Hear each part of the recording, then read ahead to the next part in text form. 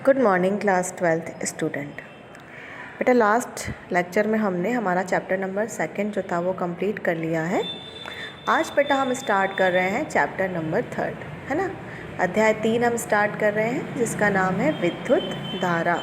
ठीक है, तो सबसे पहले तो हम बात करते हैं बेटा कि विद्युत धारा क्या होती है ना।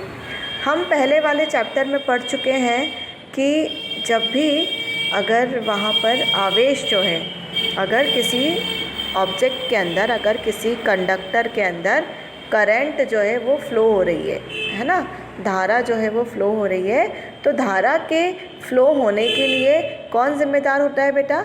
धारा के फ़्लो होने के लिए ज़िम्मेदार होते हैं वहाँ पर इलेक्ट्रॉन, है ना। इलेक्ट्रॉन को हम क्या बोलते हैं? इलेक्ट्रॉन को हम बोलते हैं आवेश, है ना। तो जब तक किसी भी कंडक्टर में आवेश नहीं चलेगा, आवेश फ्लो नहीं होगा, तब तक उसके अंदर क्या फ़्लो नहीं हो सकते? इलेक्ट्रॉन फ़्लो नहीं हो सकते। और जब तक इलेक्ट्रॉन फ़्लो नहीं हो सकते तो उसके अंदर धारा का प्रवाह होना पॉसिबल नहीं है ना। तो धारा के प्रवाह होने के लिए इम्पॉर्टेंट क्या है कि उस कंडक्टर के अंदर इलेक्ट्रॉन जो है वो फ़्लो होने चाहिए, इलेक्ट्रॉन का प्रवाह वहाँ पर होना चाहिए, है ना। आवेश प्रवाह होगा, उसी आवेश को हम बोलेंगे कि इलेक्ट्रॉन प्रवाह हो रहे हैं, और इलेक्ट्रॉन के प्रवाह होने से ही क्या होगा? करंट भी, जो धारा है विद्युत धारा, वो भी वहाँ पर प्रवाह होगी। तो विद्युत धारा को हम क्या कहेंगे? आवेश प्रवाह की दर को विद्युत धारा कहते हैं, है ना।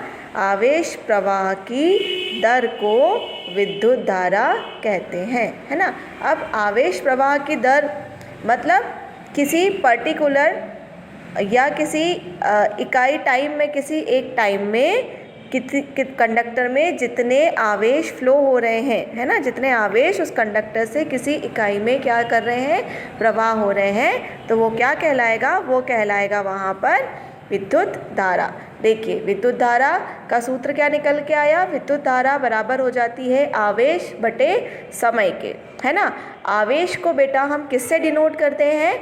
आवेश को हम Q से डिनोट करते हैं, है ना। और समय को हम किससे डिनोट करते हैं? समय को हम T से डिनोट करते हैं।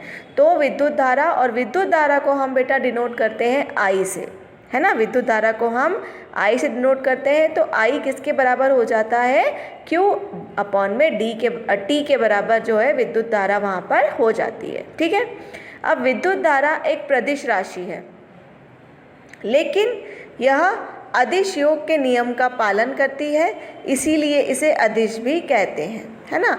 विद्युत धारा क्या है? एक सदिश राशि है, लेकिन ये अदिश योग का पालन करती है, इसीलिए हम इसे अदिश राशि भी कहते हैं। ठीक है, अब जो अगर हम बात करते हैं एसआई यूनिट की, तो करंट की या विद्युत धारा की बेटा जो एसआई यूनिट होती है वो होती है एम्पियर, है ना। तो 1 एम्पियर किसके बराबर हो जाता है? 1 एम्पियर बराबर हो जाता है 1 कूलाम बटे में 1 सेकेंड के। ठीक है, यदि 1 एम्पियर का अर्थ हम देखते हैं तो 1 एम्पियर क्या होता है? यदि किसी चालक के एक सिरे से, है ना, 6.25 × 10⁻⁻19 कूलम इलेक्ट्रॉन प्रति सेकंड प्रवेश करते हैं, 1 सेकंड में इतने इलेक्ट्रॉनों का प्रवेश होना, 1 कूलम के इलेक्ट्रॉन जब 1 सेकंड के अंदर किसी चालक के अंदर प्रवेश करते हैं एक सिरे से, तो दूसरे सिरे से इतने ही इलेक्ट्रॉन क्या निकल जाएंगे बेटा? बाहर निकल जाएंगे। एक सिरे से जितने इलेक्ट्रॉनों ने प्रवेश किया है, दूसरे सिरे से उतने इलेक्ट्रॉन क्या हो जाएंगे बेटा? बाहर हो जाते हैं। अर्थात किसी चालक में आवेश की कुल मात्रा 0 होती है ना। अगर किसी चालक की हम बात करें तो चालक के अंदर कुल आवेश कितना हो जाता है? चालक के अंदर कुल आवेश हो जाता है बेटा 0। चालक के अंदर आवेश कुछ भी प्रेजेंट नहीं रहता है, जितना हमने दिया उतना वो निकल भी जाता है। ठीक है, अब 1 एम्पियर जो होता है वो बराबर हो जाता है बेटा 1 कूलम बटे में 1 सेकेंड के। ठीक है, 1 कूलम चार्ज कितना होता है? 1 कूलम चार्ज मतलब होता है 1 इलेक्ट्रॉन का चार्ज की अगर हम बात करें तो वो होता है 1/1.6 10⁻⁻19 इलेक्ट्रॉन। ठीक है, अब इस 1 कूलम की जगह हम पुट कर सकते हैं, तो 1 एम्पियर की जो वैल्यू निकल के आती है बेटा, 1 एम्पियर की जो वैल्यू निकल के आ रही है वो निकल के आ रही है 6.25